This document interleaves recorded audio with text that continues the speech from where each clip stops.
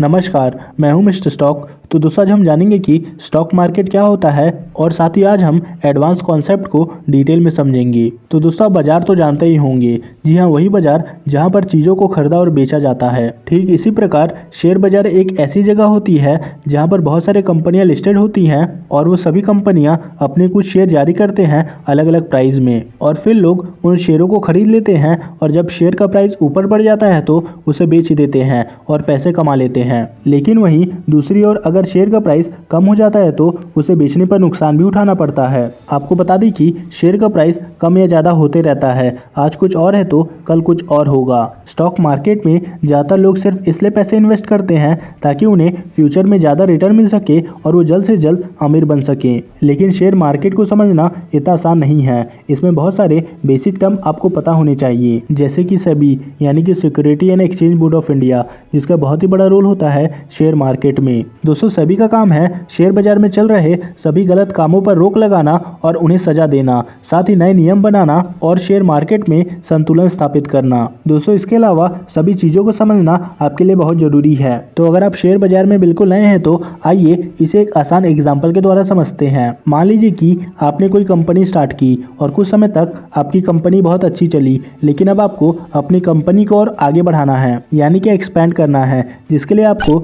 10 लाख रुपए की ज़रूरत है। लेकिन आपके पास इतने पैसे नहीं हैं और ना ही आपकी कोई फैमिली या फ्रेंड इतने पैसे लगा सकते हैं। तो ऐसे में आप क्या करेंगे? शायद आप सोचेंगे कि मैं बैंक से लोन ले लूँगा और अपनी कंपनी में लगा दूंगा, लेकिन आपको भी ये पता है कि उस पर आपको काफ़ी ज़्यादा ब्याज देना पड़ेगा। तो ऐसे में फिर आप क्या करेंगे? तो दोस्तों एक तरीका है और वो तरीका ये है कि आप अपनी कंपनी को शेयर मार्केट में लिस्ट करवा दें और आप अपनी कंपनी के शेयर जारी कर दें, फिर लोग आपके कंपनी में पैसे लगाएंगे। लेकिन अब सवाल ये आता है कि किसी कंपनी को शेयर बाजार में लिस्ट कैसे कराएं? तो अगर आपको 10 लाख रुपए की जरूरत है तो आप अपनी कंपनी को शेयर मार्केट पर लिस्ट करा के 10 लाख रुपए आसानी से इकट्ठा कर सकते हैं। इसके लिए सबसे पहले आपको अपनी कंपनी स्टॉक एक्सचेंज यानी कि BSE या NSE पर लिस्ट कराना होगा। दोस्तों BSE यानी कि बॉम्बे स्टॉक एक्सचेंज, जिस पर 4000 से भी ज़्यादा कंपनियां लिस्टेड हैं, और NSE मतलब नेशनल स्टॉक एक्सचेंज, जिस पर 1500 से ज़्यादा कंपनियां लिस्टेड हैं। तो अपनी कंपनी को स्टॉक एक्सचेंज पर लिस्ट कराने के लिए आपको सबसे पहले जाना होगा सेबी के पास, जो कि ये दोनों एक्सचेंजों का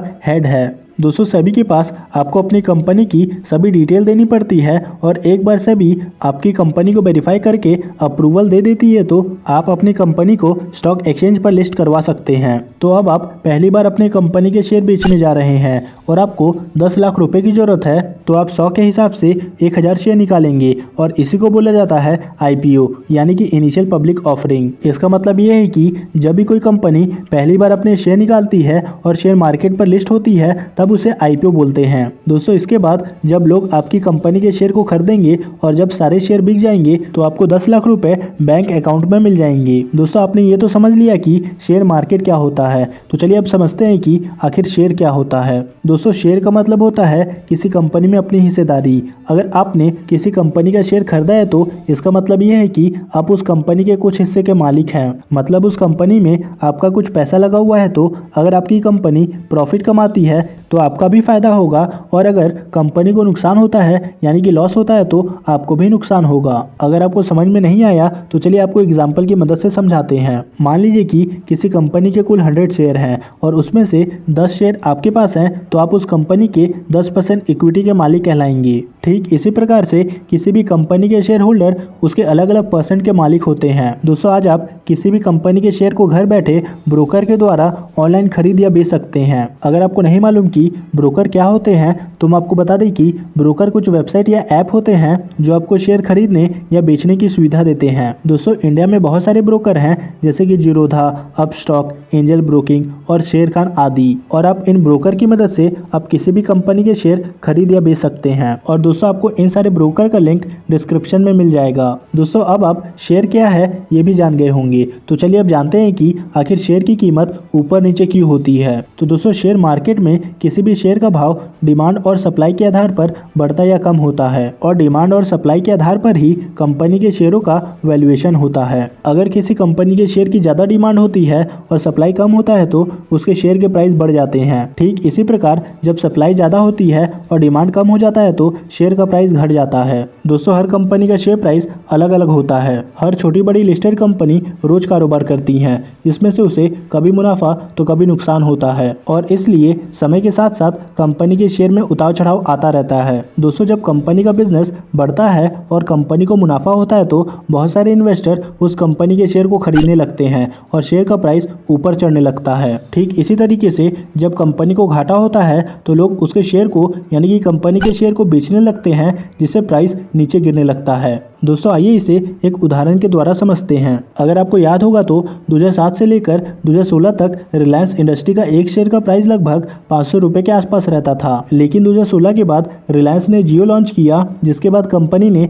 बहुत सारे इनिशिएटिव लिए, जिससे रिलायंस का बिजनेस धीरे धीरे बढ़ता ही चला गया और आज रिलायंस का एक शेयर की कीमत 2000 रुपये से भी ज़्यादा है। इसलिए जैसे जैसे ज़्यादा से ज़्यादा लोग इसके शेयर खरीदते जा रहे हैं, इनके शेयर का रेट दिन प्रतिदिन बढ़ता ही जा रहा है। इसलिए अगर आप शेयर बाजार में नए हैं और आपको नहीं मालूम कि किस कंपनी के शेयर को खरीदें, तो आप रिलायंस इंडस्ट्री के शेयर को खरीदकर शुरुआत कर सकते हैं। दोस्तों, अब आपको स्टॉक मार्केट के बारे में बेसिक नॉलेज मालूम चल गया होगा, तो चलिए अब जानते हैं कि आखिर किस तरीके से हम शेयर खरीद सकते हैं। दोस्तों, शेयर बाजार को शेयर को खरीदने और बेचने के लिए बोली लगाई जाती है, मतलब शेयर की नीलामी की जाती है। इसमें जो सेलर सबसे कम कीमत पर शेयर बेचने को तैयार होता है और जो बायर सबसे अधिक कीमत पर शेयर खरीदने को तैयार होता है, उन दोनों के बीच शेयर का ट्रांजैक्शन हो जाता है और ये दोनों एक दूसरे से शेयर खरीद या बेच लेते हैं। दोस्तों, इसे बिड प्राइस या आस्क प्राइस कहा जाता है। अब आपके मन में सवाल होगा कि किस कंपनी का शेयर कैसे खरीदें। दोस्तों, किसी भी कंपनी का शेयर खरीदने के लिए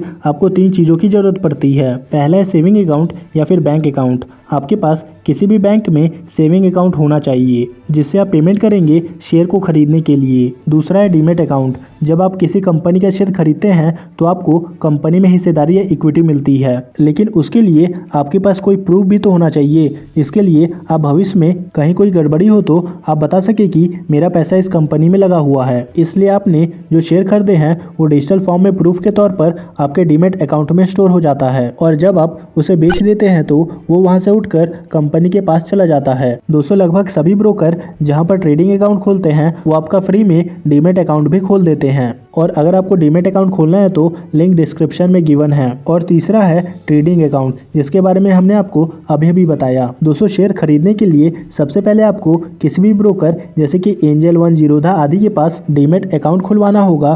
फिर आपको बैंक अकाउंट को डीमेट अकाउंट से लिंक करना होगा और अपने बैंक अकाउंट में कुछ फंड मतलब कि पैसे ऐड करने होंगे। इसके बाद जब आपको किसी कंपनी का शेयर खरीदना होगा तो आपको अपना पैसा बैंक अकाउंट से निकालकर डीमेट अकाउंट में डालना होगा। तो दोस्तों, शेयर मार्केट क्या है इसके बारे में आपको बेसिक नॉलेज मिल गया होगा। दोस्तों, अगर आपको कोई भी सवाल पूछना है तो आप कमेंट बॉक्स में कमेंट करके पूछ सकते हैं। तो दोस्तों, इस वीडियो में फिलहाल इतना ही। मिलते हैं नेक्स्ट वीडियो में।